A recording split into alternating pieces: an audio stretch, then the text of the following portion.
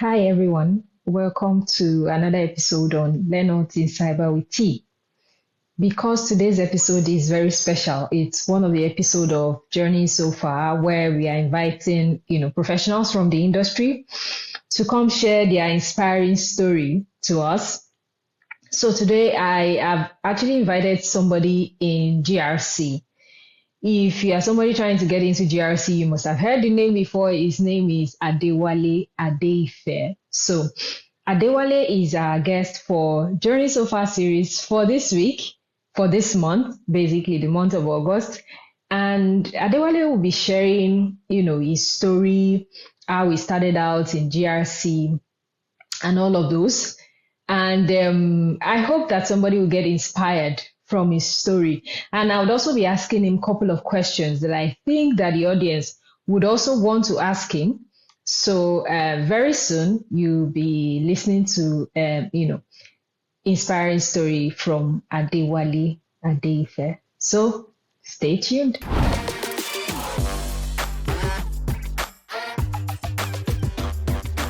So, hi everyone. Like I said, that we have a special series on Learn All Things Cyber with T. We have the journey so far, and we have our guest in the house. Like I mentioned before, his name is Adewale Adeife. He's a professional in the area of GRC, and he's here with us today to share his inspiring story. And I hope that story will inspire somebody trying to come into the industry, whether into general cybersecurity or you want to, pivot around GRC.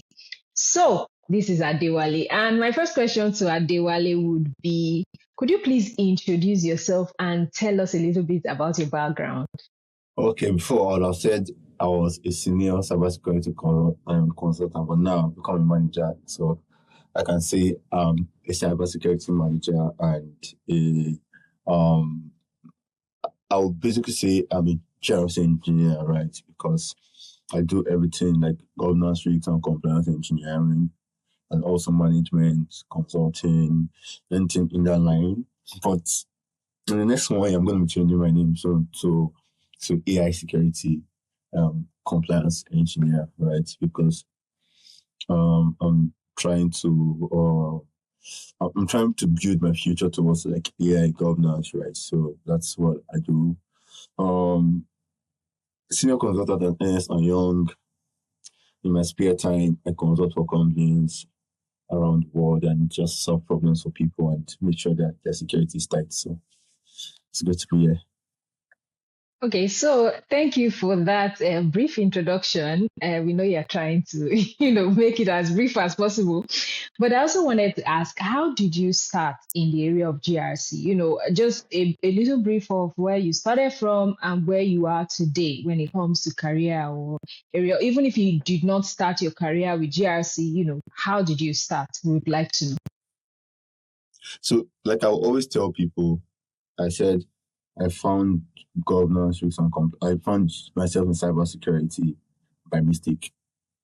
It was never meant to happen, right? But that's what happens when you just allow God like direct your steps, not you trying to say, "Oh, this is what you want to do. This is how you want to do it," right? Because I remember leaving school. I mean, I studied electrical engineering, and I did not want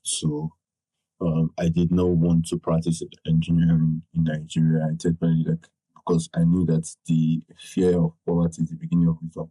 Like electrical engineering was definitely not going to give me the kind of life I wanted to live, right?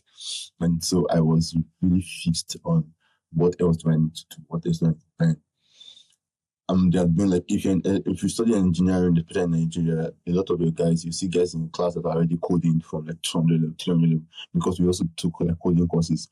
But it wasn't something that I felt like it was something I wanted to do, to be honest, right? Coding was not something I really felt like I wanted to do. I did not enjoy it. Maybe the way we thought, but I did not just enjoy coding. And so initially I just said, okay, what else do I need to do? What else do I need to learn? Then I was lucky to get into a machine learning company where we're just doing the manual bit of aligning data, right? And one Monday, so after the first phase of projects, one Monday I just changed my seat randomly, which was something that I would never have done. I changed my seat to the other side of the office, and I sat down near someone who had become like my brother and like my close friend now, Boma. And Boma, we were not talking. We have been working for like 2-3 months, but we're never talking. We're never close, right? And I just changed my seats. We just synced immediately, and by divine providence, the project we're working on was going to pair us up, right? So in pairing us up, they just paired Boma and I together, and that's how we became close buddies, right? And so Boma got an offer to go to Deloitte and also to go to One, and he was asking me for advice. And I was like, go to Deloitte, Deloitte's a big name.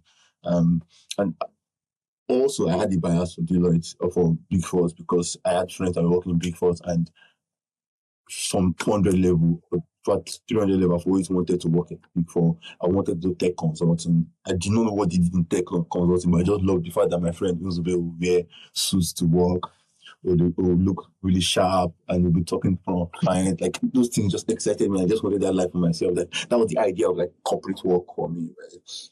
And so Boma would go to Deloitte. I would still remember where I was. I got another side gig at that point that was paying me like crazy dollars at that point. But I lost the gig after 7 weeks. And so I was really sad. I had money, but I was sad. And so I was talking like $4K as early as 2021, which was Oh, a lot of money sitting in me. So what I did was I went and paid for like a data analysis course, right? So for like 3 months, I was doing data analysis because I wanted to really well work. I got a few jobs one way or the other, but they were like short contract work. And in the midst of that, I applied to PwC. Remember that I'm obsessed with working at the Big Four. I applied to PwC to do data analysis. And at that point, Boma was the first cybersecurity cohort in Deloitte Academy.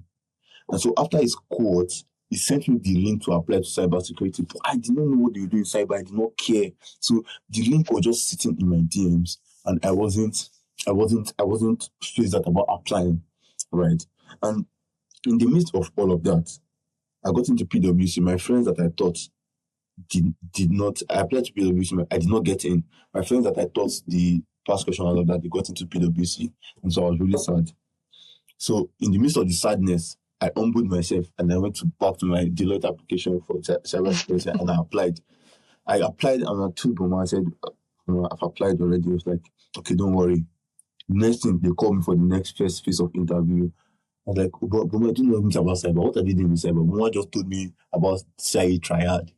Told me, say this, say confidential, say this one, take this one. I did not know anything. It was the day of the interview, he was telling me all of these things. I just put it in. I just started cramming those things. I shall pass. I passed the interview, got to the second stage of the interview, I passed, and I got into the Deloitte Academy. And I'm not going to lie, the Deloitte Cybersecurity Academy, it's not a perfect academy. In terms of when I mean perfect, like, unlike even in the first batch of people that were there, there's always that worry about moving from the academy into being a full-time staff. So it's not a perfect academy, right? It doesn't offer that perfect transition. So right now, people stay for 2 years as the academy person before you now even cross over to associate 2, which means you are losing time in your career. But it changes people's life, right? I do not like it's the Deloitte Nigeria is the best in cybersecurity. I'm sorry, I work in at EY, but they are the best in cybersecurity in Africa. Like one of the best teams in Africa. The volume of the projects they work, the quality of the big projects they work. For confidentiality reasons, I might not be able to see this project, but they handle, and they're also the only organization that has like a full end-to-end cyber. So it means they have a red team, they have a GRC team, they have a SOC center, right? And so they also do cloud security and all of that. So they are like the dream team everybody wants to work with. The leadership might not be so perfect in terms of career growth trajectory, on but it gives also. I've seen people climb. Most of the guys, the guys in the first cohort are now almost assistant managers. Right? Me, I just had accelerated career, but I'm just trying to tell you that everybody that went into Deloitte grew and got so much better that their value increased. So when we got into the academy, you might be earning like 120K, 130K, but guys are not earning millions just starting from the academy. And so that's how I got into cybersecurity. From there, I left Deloitte and now I'm at EY. But I'm just saying, like, that's what they did for you is that they didn't care whether you had knowledge about cyber or not. You knew that you had the potential to be good. They did not even force you to sign a OND. You must stay with us for the number of years. The first, and let me just briefly explain how the academy works. In the first, and this is especially for people in Nigeria who might have applied to the academy, like in the first 2 months, you are going to go around the entire like cybersecurity system, from governance to red team to blue team, and the managers and seniors will come and teach you for about 2 weeks. So 2 weeks learning the basics of pen testing and everything red team. 2 weeks learning the basics of GRC, you touch standard, how they work and how things work at Deloitte. Then the third week, the next set of you learning everything about governance. They'll take you to the SOC center. You will learn a good thing about blue team. Then the next in your third month, you are starting work immediately with clients. So imagine, so people after 6 months, you see them already leading projects.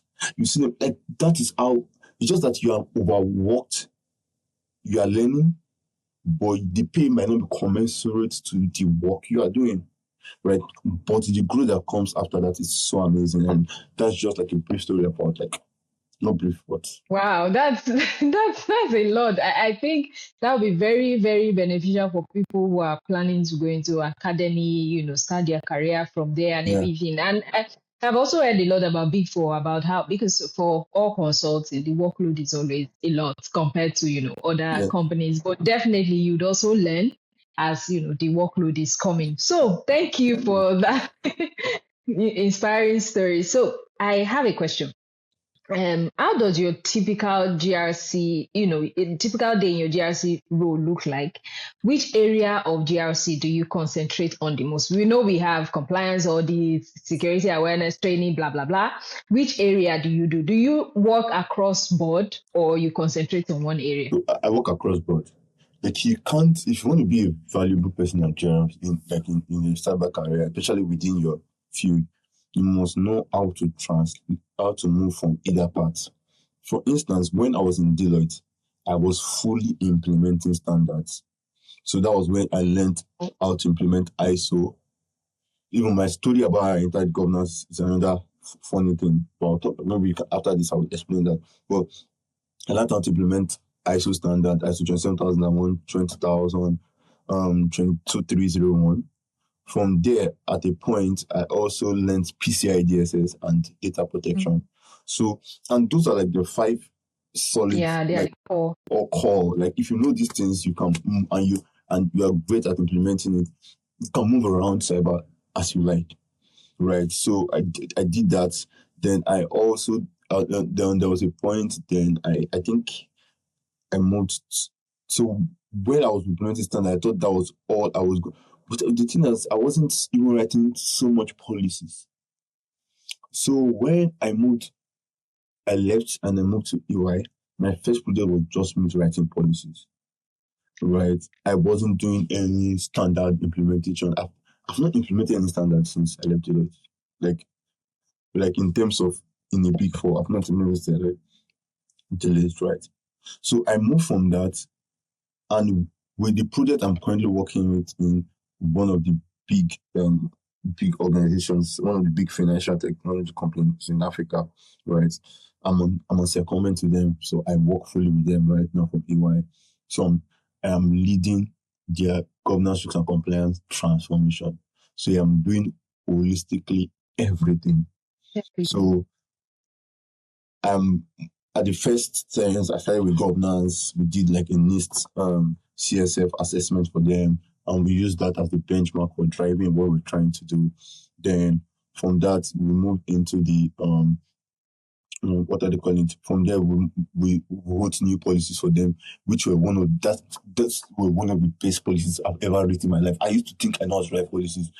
Bro, the policies I wrote now, life-changing. Like, I don't know, I saw the depth of the work, and it was Because when you are, and that's the thing about GRC, we do not fully understand the power we have. You can use your policies to drive change because this is what policies are meant to do. They are not meant for compliance, they are meant to drive change. And so, what I'm doing right now is sitting down with stakeholders, understanding their day to day and what the tools they work with, the processes they work with, the technology they work with, the people themselves, because the people have to reflect in your roles and responsibilities. The technology has to reflect in the procedures and how they use them, how their patching is meant to carry out, who's responsible for the patching. The processes has to do with the overall organization, how things are being done, and their capacity. So you cannot be writing, because the biggest problem, especially in Nigerian ecosphere, is that a lot of the policies are copy and paste. So the same policies they use, the same policies the bank is using, is the same policy bank is using, and all of them are saying they are doing it well, and they're not doing it. So these policies I wrote were really in depth. I've not and it's not. I'm not going to give myself credit to that, but I'm going to give it to my team, right? And also because of the people I work with at this organization, the level of scrutiny and the level of bringing out that side of me, saying, "Oh, Adeife, this is what we do. I want you to write a policy that reflects X, Y, Z." Like from even my SOPs, the risk the second level of the project was now working on risk assessment, right? Risk management, I'm not call assessment. So what we did was carry the hanky cranky, the rough work they used to use for the ISO. We picked it and we wrote a proper risk management policy. In fact, we call it information security risk strategy. So it spoke about the overall risks, the scoring scheme, the tool they are using, and that's now leading to the part of GRC that I am currently now automated GRC, right? So I'm using tools like Drata, Vanta, Scrot, GRC, Acha, like a lot of those like tools. So I wrote the policy that reflected what was now done in those softwares. So so your policy is not saying you're using a 3x3, but the software is a 5x5. And because everything is automated, even the scoring, the normalization, it's just a beautiful work, right? Then now, I'm not at the point where I'm also now looking at their compliance, where, oh, these are the things you're trying to comply to. So I built a common control framework. So the common control framework is talking about every single organization policy compliance. So yes, they work in the US, they work in Europe, they work in this. So what are the compliance things they are meant to comply with? Okay, they also need to comply to PCI DSS. They also need to comply to this. So what can be the common baseline based on the cybersecurity how do I call it, processes? So for asset management, what are the things they need to comply to? For data privacy, what do they need to comply to? For change management, how does it need to happen? Right, all of those things, business continuity, disaster recovery. Yeah, it's just really beautiful.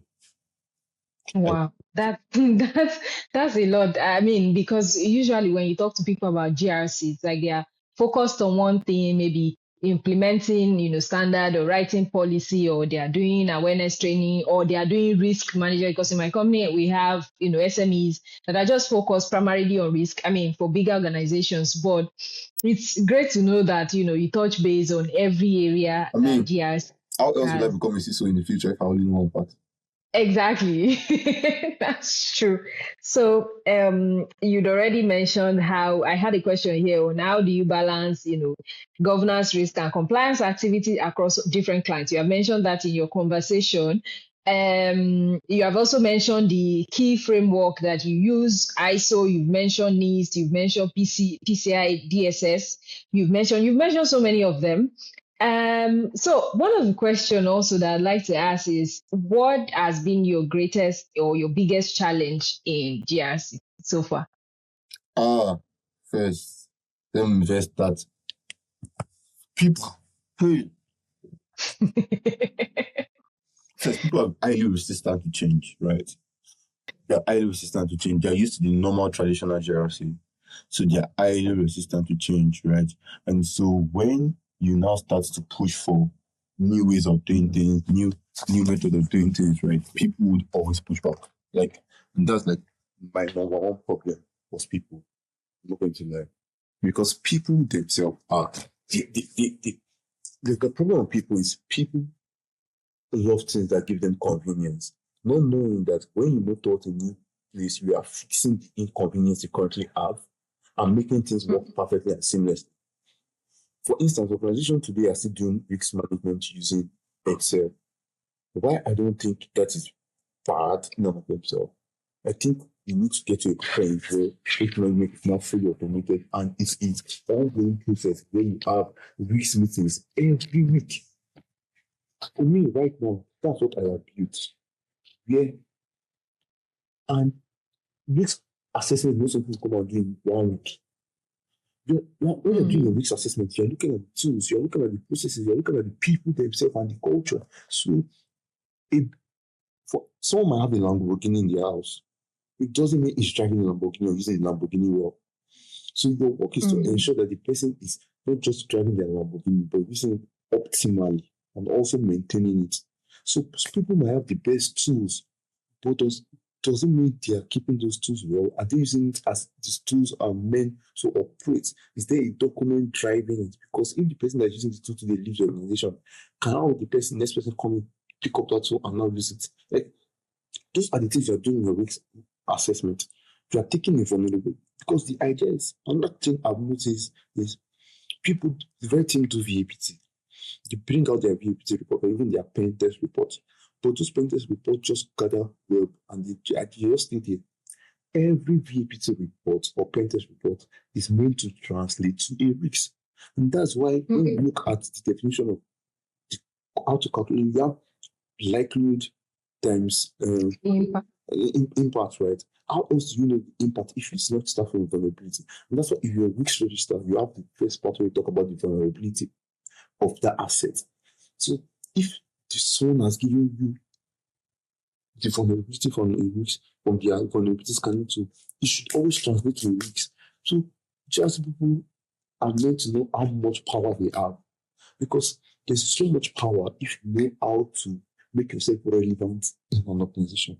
But the only time you're relevant is when they say, hey, is there a compliance standard to yes, ISO 27001, and that's all. Like, you are meant to, once writing, give out their VAPT report, collect it, translate it to a risk, log it on the risk register, give them a timeline to fix it, keep reminding them. And because the way I work right now, and that's why I'm not going to lie, I think my next role, I don't think I'm going to go in consulting for long. I'm going to move into a product organization, like a top product company, maybe a fintech, or I don't think I want to work in one place. I want my flexibility to work from home. But the idea is there's so much you can do in terms of keeping stakeholders at whole for their risks. In fact, from the entire thing I've seen in GRC, risk management is the biggest part of GRC. Your ability to enforce the management of risk, the normalization of risk, the scoring of risk, putting people, because in the long run, we need to not forget that GRC is a business enabler and we're not bringing money to the organization. Even the entire cybersecurity is not bringing money to the transition. No. Right? No. So you are enabling the business. So if you want the business to take you seriously, you will show the business how much they are going to lose or gain from having you in the system. So your ability to translate that risk into a business case of saying, oh, you guys don't have an MFA. If we are hit by this, it's going to affect us. Oh, there's a 0-day vulnerability that's out there right now. This is the risk that's us because we need to close up this. Secret keys are shared on Slack. If this thing gets out, it's going to affect the development process. So in autumn this year, translated the report showing we're going to lose money. We're going to do this.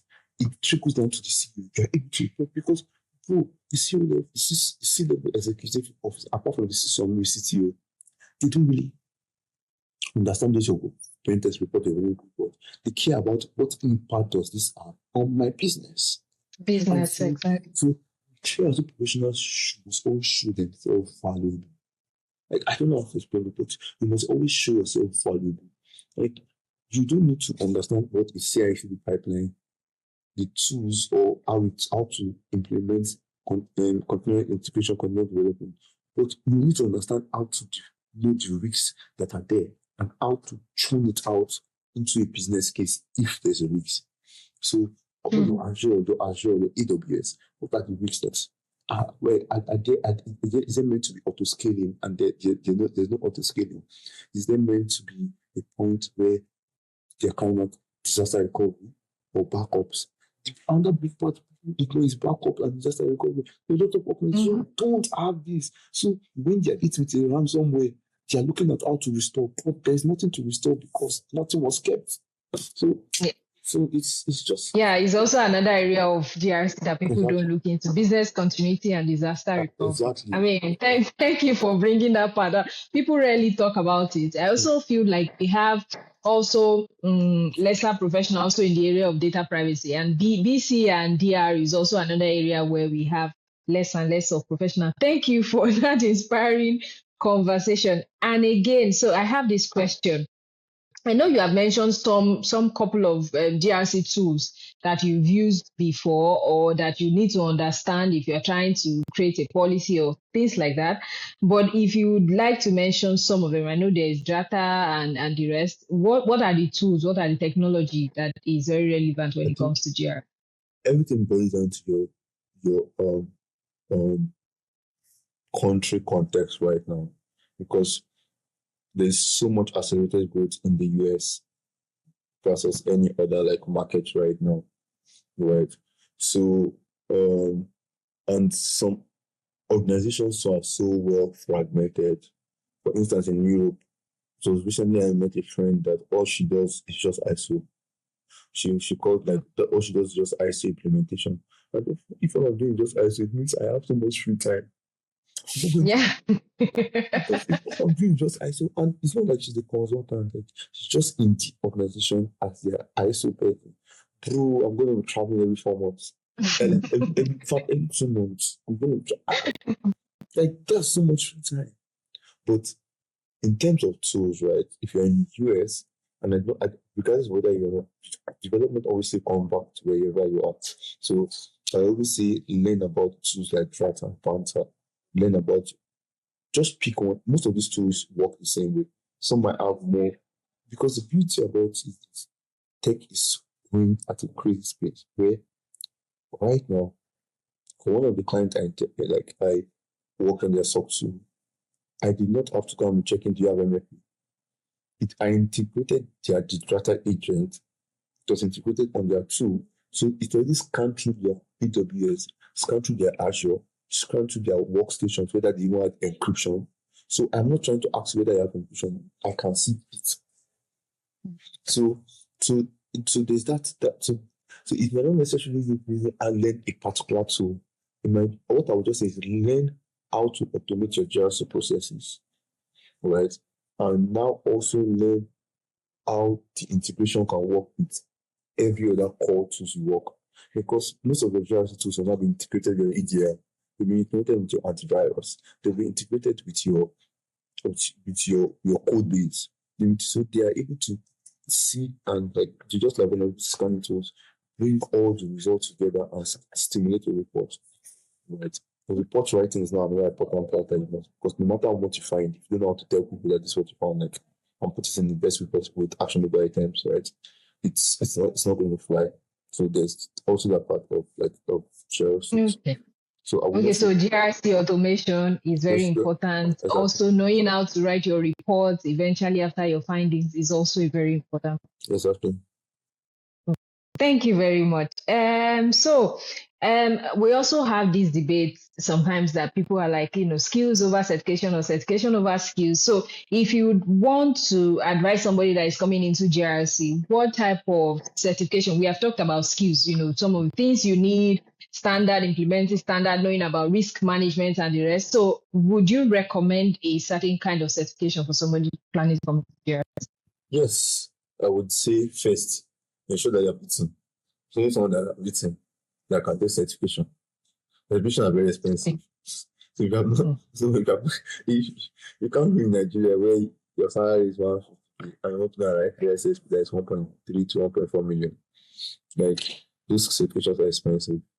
One of the beauty about working in the Big Four is that, for instance, my CSSP and my CCSP have been paid already for. I'm just reading to write them. Right. I don't think if you work in a top organization, I don't think you need to necessarily pursue certifications in your early career stage. What you need to stock up on is your skill sets and your knowledge bank. When you stock up on those things, even when you write the certification, it become quite easy. But also, for early stage of your career, if you are trying to job hunt, you need to understand that you need to stand out. You don't necessarily have the skill, but you need to show something that can show that, oh, this person can let you in, right? And so I would always say the first thing is every entry level person should at least read, if not write, because a lot of people cannot afford it, read the Security Plus course. Hello. Take if there's a free video by Professor Messers on YouTube, right? Take that. It was one of the video I used. Exactly, there are like 120 of them and really, really short. Divide it in 3 weeks, you'll be done. 4 weeks, 1 month, you'll be done. If you're actually really determined, right? And nothing good comes is you have to put in the work. And so if you can take that for a semester's course, right? If you can afford it, write security course. If you can't afford it, write your CC. But there's just something about working in cybersecurity that doesn't make you feel complete if you're not writing a certification at least. Right? So you can attempt to take the certification. But when you are going in your career, you just notice that because you want to stick it a notch higher, you want to learn more, you want to ask for a much better pay, you want to step into more leadership roles. At that point, you need to take certifications. Your CISS will come in handy, and your CCS will come in handy. But certification, there's no streamlined certification. Just take the one that I think aligns more to your journey, right? And that's what I will always advise. But more importantly, also, I believe the certifications are bragging rights too, right? Because one of the things is I want my LinkedIn name to be Adewale Adeife, season CISSP, CCSP, this. I want it to be long. So that certifications can also be bragging right. But yeah, I don't think it's this process. It's just determines your pockets. That's why I said if you have not eaten, you cannot go and spend 1.4 million to write an exam that you're not sure you pass. So it depends on your context, it depends on where you are currently in your career and what you are trying to achieve for yourself. Yeah, so those are things. okay. Thank you very much for that. Also, I have this question about, trends. We are getting to the end slowly, but I have this question around trends that, what trend are you seeing, especially in relation to cybersecurity and privacy regulation? So, because, recently we already know we had GDPR in the EU, and then we have DORA and the rest. Is there any pattern you see around, GRC in connection to, I know data privacy is part of GRC, but GRC and privacy, do you see any trend coming up anytime? I think there's one big thing that people should watch out for. There'll be a big certification or compliance that people have to comply in the use of AI very soon. Ethical AI. I know that there is an ISO standard for AI. Yeah, ISO 42. But the enforcement of it has not come yet, right? So, but with the trend, with the rise of deepfakes, with the rise of all this cloning, time will come where that will be like one of the biggest certifications. So right now, the time I need to just start to read about it and learn about AI governance, right? Just learn about AI usage, right?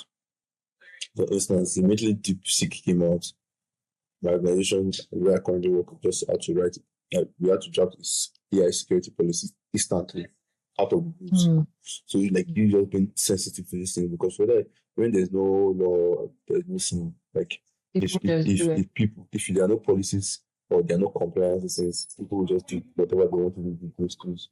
So most times I always just tell people that learn the trends that especially watch out for the trends in top security. ChatGPT just add GPT-5. Right? So you want to just like how can you build policies around this? What are the compliance frameworks that are going to come around this? If there was no car payment, they won't have a PCI DSS. Yeah. So the very moment people now start to pay with a swipe of their fingers, or you start to pay your bank account already inside your blood and you're using to check, they'll come up with, they'll create a standard for that. So those are just the ways around it. So that's what I I think. agree. Thank you. Yes, this is the part that me myself have been looking forward to, and this is our GRC engineering. Do you think is the future of GRC? And for some of us who have not been working in that direction, what does it look like, or what will it look like? The honest truth is, GRS engineering is everything I've explained, especially that's what talking about automation. But GRS engineering is also there to make your life easy. The idea, so it falls under two parts. One, the people who will build the actual tools. They can't build those actual tools without knowledge from the stakeholders, right? Mm. So it means, most of the time, I can't count the number of people who have reached out to me on LinkedIn. Oh, Adeife, we have a demo of this tool. Come and help us. Come and help us do this one. Come and help us demo this tool. So you are going to most likely involved in seeing the way people build tools around GRC. But I think the biggest involvement that I think it would shape the future would also be in the way people are able to use those tools, right? Mm. GRC professionals are able to use those tools. Most of the time, either I was called customer agents from Drata, from Squad, and these people are building physical things. But sometimes I'm still giving them feedback. Oh, I don't think you did this well. I don't think you did this well. Or I think I need to be able to filter for policies, risks based on the risk score or based on the medium this, or what can I have a risk on, or can this thing be linked to Jira? Or there's just that thing. So when I say Jira engineering, it's not necessarily you saying you might be able to write or build these tools. We're saying you must know how this thing work and you are able to automate your processes. These tools are expensive, but the thing about this, with more stakeholders or with more products in the market, the price will most likely come down. And that's why I was honestly looking forward to the Tech Europe. This one that my visa was denied. I wanted to have like robust conversation with people like Ayo Fandi on LinkedIn. Like we have been talking about anybody that's interested in GIS engineering, you go to LinkedIn, there's this guy, Ayo Yes. Fandi. He is one of the biggest voices on GIS engineering. I read his materials. I try to understand. He's always fighting manual processes. Read his materials. Just have the knowledge. Even if your organization right now cannot even afford to buy these tools, have the knowledge. An organization might want to do those things and they're asking look for someone who can manage those tools. And that's where you come in. So I just Thank tell you very much for that. I've been looking forward to that side of the conversation. You have also mentioned the first step that you recommend for somebody starting out in GRC. You mentioned Deloitte Academy for people who have opportunity, to apply there. That it's also good for them to, build their career. So I have the last question, and I'll give you time to, say whatever you'd like to say to the audience. And so the last question is, can you recommend resources to improve the knowledge, the understanding of GRC? So resources like books, like podcasts, like YouTube channel, something like that in the area So of GRC. I would forward you some podcast channels where you can save. I Okay. think I have The link in the description. I have just I was trying to minimize my iPad, but I don't want this to go. But there are a good number of them. There's the GRS Engineering Podcast by Ayo. Um, there's there's Aaron Large. Aaron Large is a really good person in GRC. He takes his time to break down the processes.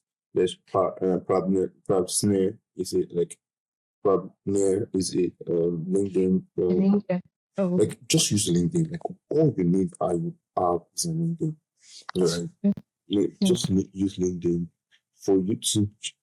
I think it's also important that you break down your learning into bits and pieces. Don't say you want to learn the entire thing about GRC, right?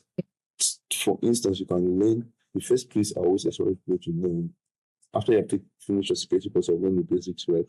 Go and learn the standard. Like go and learn ISO 27001. Learn it from beginning to end. Learn how it works. Learn what the changes will be in the future. And after that, you can learn PCMS if you want to. It's not compulsory. But then I understand I would say you should learn another framework. I would say you should learn NIST, right? Yes. Learn the Mm-hmm. list. Look at the six. Look out for the six things in list. The six criteria. The trust. Sorry, Okay. I'm mixing up the Cover. software. The respond, dictate, recover, and all of that, right? Learn those things. Know how to carry out the next assessment, right? Then after that, you can now learn risk management, right? But before all of this, I think the first place also, before you learn, I think for learn standard, learn how to write a policy. Learn how to write a policy. Okay. Learn how to It's write a very policy. important. Yeah. So after all of those things, there are many materials on how to write policies. What you do, just go to YouTube, search how to write a draft policy, how to write a policy. Like there are so many contexts out there that are there to like learn you and to like grow you also in the field, right? So I would just suggest that you make sure the materials available to display well. But there's so much more, there's so much to do in browsing. Wow. Thank you very, very much. That's a whole lot of, materials and things to learn. I will wait for you to send me the link and I would paste it also in the description for people so that they can use it to learn. And thank you for being our guest on the show. We really appreciate your time.